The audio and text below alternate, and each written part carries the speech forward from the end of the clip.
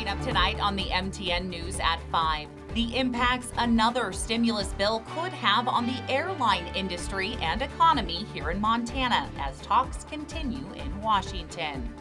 Plus, get to know the candidates running to be the newest face on the Lewis and Clark County Commission. From Montana's news leader, this is MTN News at 5. Good afternoon and welcome to the News at 5. I'm Jessica Nelson. Thank you for joining us. Another large jump in COVID-19 cases as the state reports 615 more cases. Although this isn't a record number of COVID cases, it is the second highest number of new cases in one day. Montana now sits at over 5,500 active cases. 206 people have died as a result of complications with COVID-19, and more than 11,000 people have fully recovered. Negotiations between the White House and congressional Democrats over a new coronavirus relief package are in flux. Speaker of the House Nancy Pelosi is saying the possibility of another stimulus package is back on the table. MTN's Zach Shermley checked in with experts here in Montana to find out what another relief bill could mean here at home. With CARES Act funding and unemployment benefits either expired or set to expire soon, economists fear one thing. So the fear is that we have a strong bounce back with now going back into what you might call a more measured slog, getting back to where we need to be. The question on their minds? Would it be worthwhile to take out an insurance policy to give the economy a little more support? Talks between Treasury Secretary Steven Mnuchin and Speaker of the House Nancy Pelosi have evolved unpredictably this week. President Trump seemed to nix the idea of a larger relief bill on Wednesday, pushing instead for standalone aid to the airline industry, which has been hit hard in the past week after federal funding ran out. So we all lost something. Although Great Falls International Airport is faring relatively well amid the pandemic. They're saying that just a dozen or so cases of COVID can be directly linked to air travel. Director John Faulkner says the airline industry can't wait much longer for more relief. And so if the airlines don't have a package in place post-holidays, I'm very worried about service reductions across the country. We're doing pretty well. Given the seat restrictions that our airlines are putting on themselves, they're actually performing pretty well. Great Falls Development Authority Executive Director Brett Doney says although another stimulus bill could help some local businesses, something else would help even more. Mask up and let's keep everybody safe and keep the economy moving along. In Great Falls, Zach Shermley, MTN News. Pelosi says she will not support an airline relief bill unless it is tied to a broader stimulus package. All right, time now for a check of our forecast. How's it looking out there today, Curtis? Oh, it doesn't look good. We're going backwards here. Typically in October, we should be getting out of fire season, but looking at East Glacier, it's even hard to kind of make out the mountains here. But yeah, air quality not the best, especially around the East Glacier, Browning, Cut Bank area where it's unhealthy for sensitive groups right now. And still a lot of the central part of the state under a red flag warning, dangerous fire weather conditions for the rest of this evening. And then jumping to Saturday, who else would like to do that? But jumping to Saturday, you can see a part of the state already looking at the possibility of red flag warning conditions. Right now, a fire weather watch here. The winds have changed. They are howling out there, and the winds of change will change over the next few days, but the thing is, the wind is going to stick around. Going out in flames, I can see the beginning of the end of fire season here, but before we get to that end, we've got some dangerous fire weather days like today, like Saturday, and next week, the flakes will be more numerous than the fires. More in the forecast coming up. The Yogo fire continues to burn in the Little Belt, about 10 miles east of Nyhart. Fire crews have managed to keep the fire under control despite unfavorable weather and recent red flag warning conditions. The fire currently sits at just under 4,000 acres. 127 personnel are working the fire and using helicopters, air tankers, and ground crews to help slow its spread.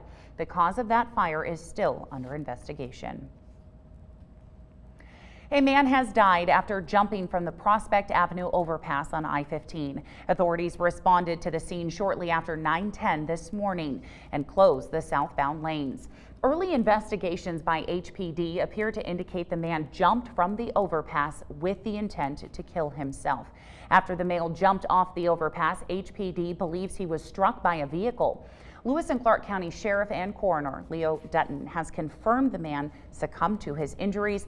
HPD are currently seeking more information about the vehicle that struck the male after he jumped. Anyone with information should contact HPD as soon as possible. If you or a loved one is having thoughts of suicide, please know help is available. The Montana Suicide Lifeline is available 24 hours a day, 7 days a week, and that number is right there at the bottom of your screen. The U.S. Supreme Court rejected a last-ditch effort by Republicans to halt all mail voting in most of Montana's counties for the general election.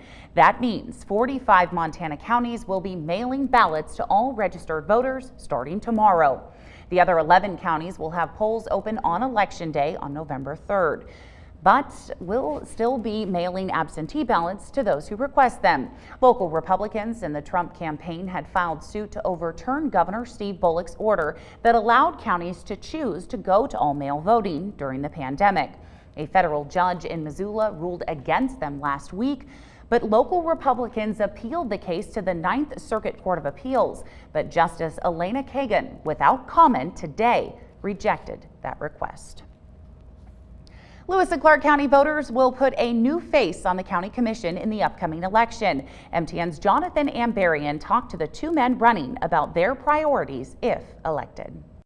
For the first time, voters in Lewis and Clark County will choose a county commissioner through a nonpartisan election. In the June primary, Mike Fossbender and Tom Rolfe were the top two candidates.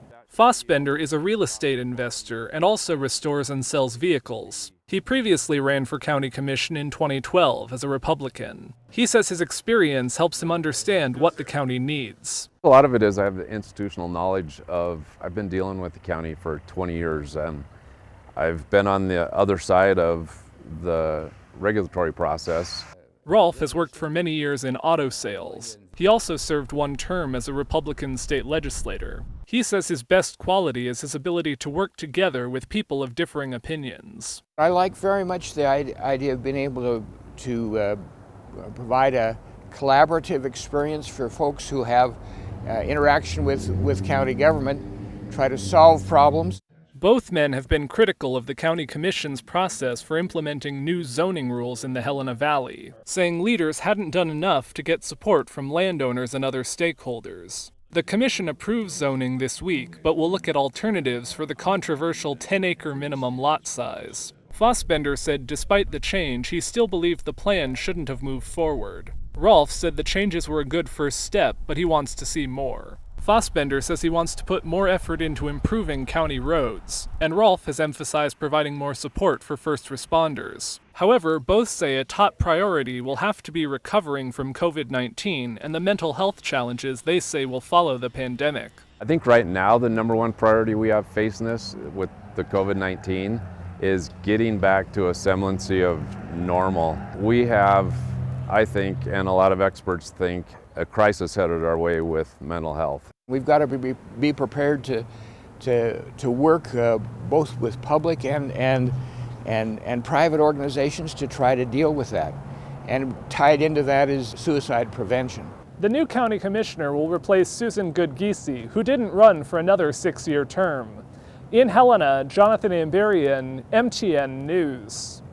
You can find both candidates' extended interviews on our website. This weekend, our series of MTN debates concludes with a race for U.S. Senate. Steve Daines meets Steve Bullock to decide who should represent our state in the U.S. Senate. The national spotlight's been shining on this race, and you'll have your chance to hear from the candidates themselves Saturday afternoon at 4 p.m. on KTVH or with the KTVH streaming app for Roku, Apple TV, Fire TV, or Android TV. You can also re-watch the MTN 2020 Vote Governor debate tonight at 9 and any of our past debates on demand, again on the KTVH streaming app. All right, when we come back, Chief Meteorologist Curtis Grevenance has a detailed forecast with more on some colder temperatures headed our way. And later, preparations are underway as Hurricane Delta heads towards the Gulf Coast. Tracker weather starts now with Chief Meteorologist Curtis Grevenance. All right, welcome back, everybody. Good afternoon here to you all. Not as pretty of a day as the last few days. The wind is back up, the fire danger is back up, the smoke is back in the air, and the air quality isn't the best. But already, clearing is taking place across Washington and Oregon as a pretty strong jet stream is coming in from the Pacific, and that will bring in some pretty big changes here. Helena, upper 70s here right now, but it was calm for most of the morning. Now the wind is starting to pick up, some gusts up to about 23 miles per hour. And Great Falls, yeah, not the prettiest of skies. Some clouds and also some haze and smoke out there. And a pair of 77 degrees with west winds of 28 miles per hour. A wildfire would take off, and looking at satellite imagery, the Yogo fire is producing a pretty good smoke plume out there right now. Air quality, this is a little different than the last week and a half, where more than half of the state, most of the state, looking at moderate air quality, and Cut Bank up there off of the Rocky Mountain front, unhealthy for sensitive groups, a little higher concentration of smoke, but 70s and 80s for most locations. Dillon still a little inverted, so some cool air trapped in the valley there. We're at 65 degrees, but look at that wind. The wind is an issue here with the fire danger. Fortunately, we don't have any thunderstorms, haven't had any thunderstorms for quite a while. Here's the latest on the Yogo fire. Jessica read you some of the numbers, but just shy of 4,000 acres has burned. And again, a pretty good smoke plume coming off here, showing some activity. Up to 127 firefighters working that fire. Cost of $750,000 to fight that fire. Elsewhere around the country, very quiet, but watching the Gulf of Mexico for Hurricane Delta. Hurricane Delta now up to 115 miles per hour. It peaked at 145 before it made landfall on the Yucatan Peninsula, but that's heading up towards Louisiana and should make landfall tomorrow. So pretty scary situation there on the Gulf of Mexico. Flipping the switch, smoke moving out here for Friday, but look what happens here on Saturday. Southwest flow increases, and that should pick up a good amount of smoke from California wildfires. But then Sunday, with a front going through, that blows a lot of that smoke off towards the east, and look how much of the west will be looking at clean air here. Still some activity on those California wildfires, not getting enough rain to completely put them out, but there will be some moisture moving into the west here. Not Friday, Saturday is when that front starts to move in to the Pacific Northwest. Maybe some rain Northern California. Montana, dry start to Saturday, but look at where we are at about 7:30. Rain showers coming over the Continental Divide, maybe a few isolated thunderstorms, showers through the night, Saturday night into Sunday morning. Mountain snow, and on Sunday, a blustery day, more like fall here. A few scattered showers about the state and widespread snow showers in the mountains with much colder temperatures. So be prepared if you're heading up there on Sunday. And then Monday, this is a beautiful thing as well. A little wet weather, maybe a mix of rain and snow in the lower elevations before another chance at some rain coming in on Tuesday night into Wednesday. Here's the forecast for tonight. Down into the 40s. Wind continues here for the rest of this evening into the overnight hours. And the forecast for tomorrow, a little cooler, not as much wind, not as much fire danger. 60s and 70s here for most locations. Mostly sunny skies, and our air quality should improve. 7-day forecast for Helena, 75 tomorrow. Mostly sunny for Saturday. Showers, maybe a thunderstorm moves in late Sunday morning and Sunday afternoon. A couple of mixed rain and snow showers. Monday, cool enough. Highs only in the 40s. May have some snow down to about 5,000 feet. Snow showers in the valley Wednesday and Thursday, and for Great Falls, a couple of warm days. Watch the fire danger on Saturday, and it's much cooler for most of next week with snow showers likely Wednesday. Hurricane Delta is expected to make landfall in Louisiana sometime the next 24 hours. Here's the very latest. In Lafayette, Louisiana, last-minute preparations before Delta arrives. Clayton Broussard filling sandbags yet again. Didn't have any damage for the last storm, but you know, this one here is supposed to be a little worse, coming in closer to us, so I'm just trying to be prepared.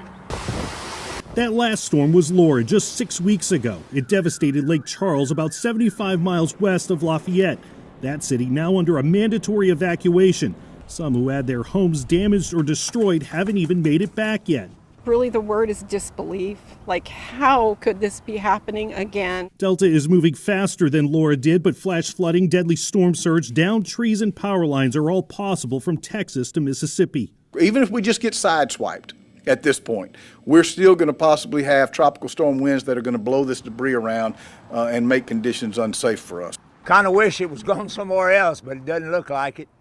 Got to get all my loose stuff up. The storm is strengthening in the Gulf after lashing the resort city of Cancun, Mexico. So far, no deaths have been reported, but for people now in Delta's path, time is running out. By the end of the day, Thursday, you need to be where you intend to be as you ride out the storm. As they prepare, people in the Pelican State are ready for hurricane season to end. Oh, I'll jump for joy. I would jump for joy. That joy still a ways off. Hurricane season still has 7 more weeks to go. Chris Pallone, NBC News, Lafayette, Louisiana. Up next, we'll catch up with one Montana native who is playing football on one of the biggest stages in the country. From Montana's news leader, you're watching MTN News at 5. Welcome back. While Montana waits until spring for the return of college football, many larger conferences are moving full speed ahead this fall. Tom Wiley caught up with a Fairfield native in his first year on college football's biggest stage.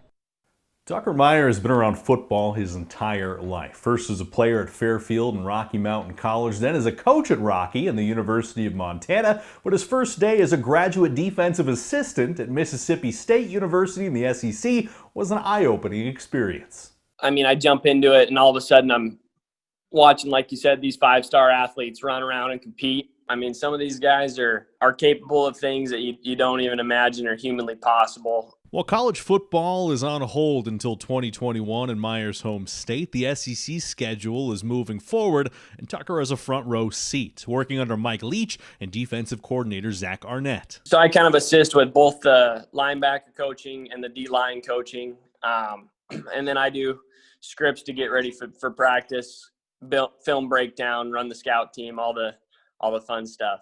And how about this welcome to the SEC moment? In Meyer's first game on staff with the Bulldogs, they upset defending national champion LSU. His parents, Les and Jolynn Meyer, were in attendance. It's kind of surreal to think about. Never really expected something like that to, obviously ever happen. Kind of at the end of the day, you're a little bit shocked in terms of saying, like, how in the heck did we just do that? There aren't many Montanans in the SEC, so Meyer is proud to represent the Treasure State at college football's highest level. It's hard not to brag because of how great Montana is, but I talk about the hunting, the fishing, and the scenery, and then the people that I was fortunate enough to be around. And while Big Sky and SEC football might seem worlds apart to an outsider, Meyer says there are far more similarities than there are differences. It's still football. It's still trying to get your guys to do the best they can do. It's funny, Mississippi, they love their football, and so does Montana. Tom Wiley, MTN Sports. All right, up next, a house made famous from a classic movie is now for sale. I'll explain. When we welcome from Montana's news leader, you're watching MTN News at 5. Welcome back. If you are a fan of Silence of the Lambs and in the market for a new home, the home used in the Oscar-winning movie is now on the market. It was used as the home of Killer Buffalo Bill in the film and is located about an hour outside of Pittsburgh. The house sits on nearly 2 acres of land, and the exterior, well, it's pretty much the same as it was in the film. The price tag for the 4-bedroom, 1-bath home is just under $300,000. All right, that's all for us this evening. Thank you so much for joining us. Nightly News is next.